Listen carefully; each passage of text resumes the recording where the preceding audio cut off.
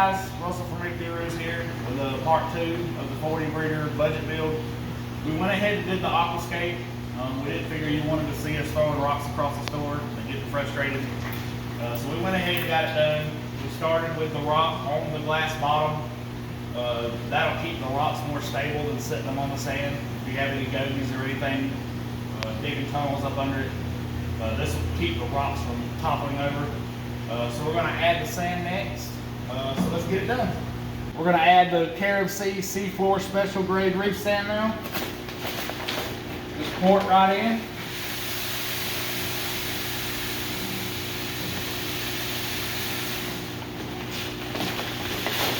You don't have to be neat with it. You can always just get in with your hands and spread it out.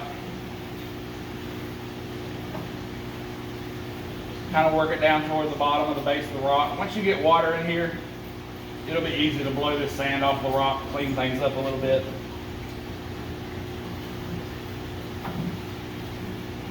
Want to kind of try to level it out. Get some worked in around toward the back.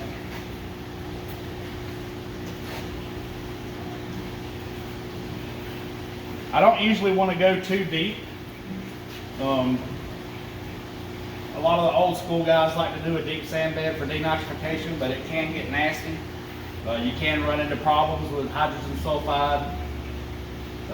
Just a thin layer enough to cover the bottom is usually what I go with. Makes it very easy to clean and siphon when you're doing water changes. And it's just enough for wrasses and gobies and stuff to be able to dig tunnels with and bury themselves in.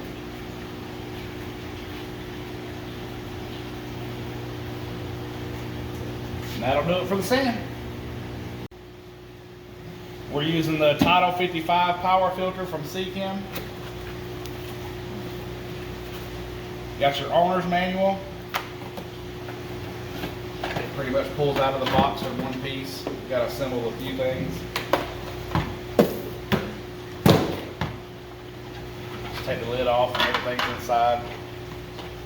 Got your heater holders.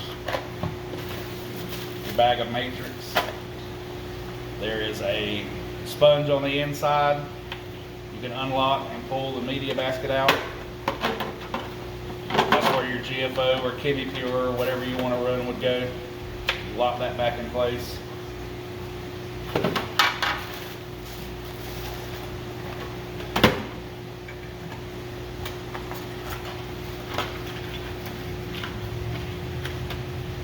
Here's your intake, your heater holder,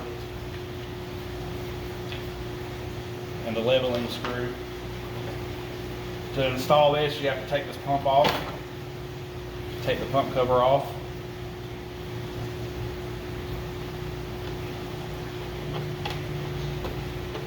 Slide that in. Install the screw.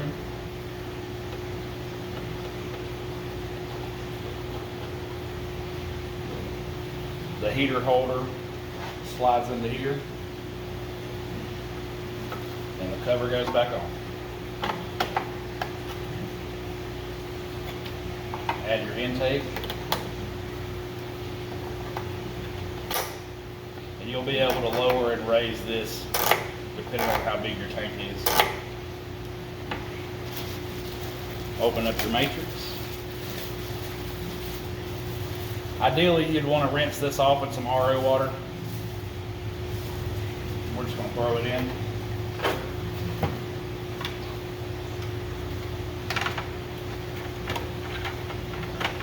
Place the lid and we're good to go.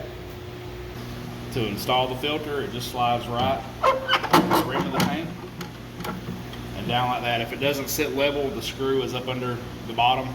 You can turn it to make sure that the power filter is sitting level, but we'll do that right before we put water in it. For the heater, we're going to use an Eheim Jaeger 150 watt. Normally when you buy a heater, on the side of the package it'll give you a chart and give you an idea of what size heater you should use for that tank. In the box is just the heater. And the suction cups, we won't be needing these today. So let's go install it. To install the heater, you just clip it into the clip that's supplied on the hang on the back filter. Make sure that this line right here, the water is filled above that. You don't want that outside of the water. This heater has a dial on the top of it. Normally what you want to do is keep the tank at 76 to 78 degrees. We've set this to 78. For flow, we decided to use a Hydro Corrales 3rd generation circulation pump. It pushes 1,350 gallons per hour. In the box, you'll find the owner's manual, the pump and magnet itself, and 3 flow attachments. Before you install the pump, add the flow attachment. Separate the magnet. Remove the spacer. And stick it to the glass. This power head has a magnet on the inside so that you can direct the flow wherever you want. Normally we like to point it up toward the top to get a little bit of surface agitation. For the light, we decided to use the AI Prime 16 HD along with the AI Prime tank mount.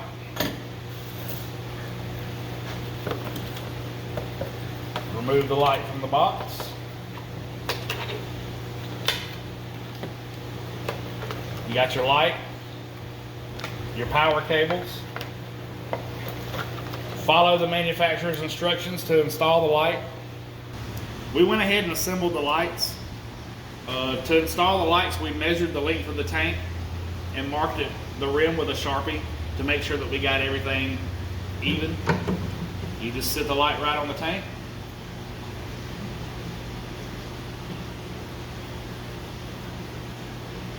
Tighten the screw.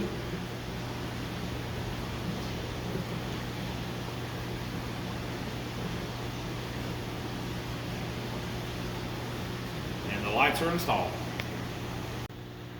And it's time to put water in.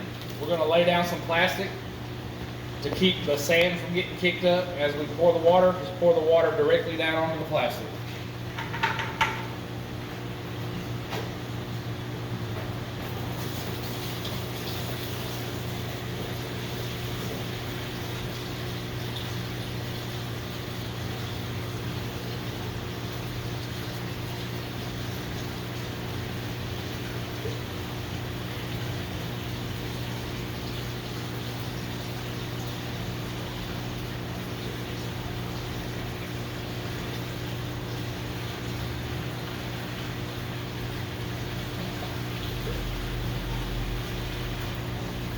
We're going to continue filling this up. We'll be back in just a minute.